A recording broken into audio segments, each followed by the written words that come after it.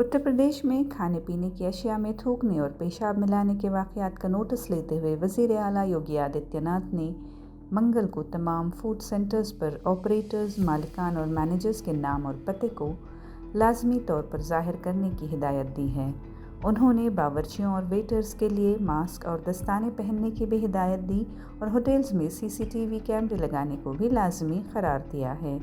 ये हिदायत चंद हालिया परेशान कुन वाक़यात के बाद दी गईं, जिनमें 12 सितंबर को सहारनपुर ज़िला में एक वीडियो वायरल हुई जिसमें एक नौजवान को रोटियों पर थूकते हुए दिखाया गया था। इस मामले के बाद होटल के मालिक को गिरफ्तार कर लिया गया था। इसी तरह गाज़ियाबाद में एक जूस फरोश को ग्राहकों को पेशाब मिलाकर जूस पिलाने के इल्ज़ाम में गिरफ्तार किया गया।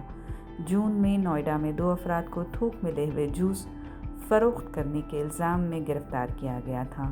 इन मामलात के पेश नज़र वज़ीर आला ने रियासत भर में तमाम होटल्स, ढाबों, रेस्टोरेंट्स और दीगर इदारों की मुकम्मल जांच और तस्दीक का हुक्म दिया है।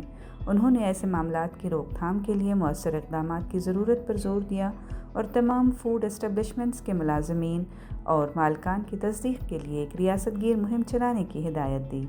इस साल के अवाइल में उत्तर प्रदेश हुकूमत ने कांवड़ यात्रा के रास्ते में लगे फूड स्टॉल्स और फ्रूट फरोशों के लिए दुकान के मालिकान के नाम ज़ाहिर करना लाजमी करार दिया था।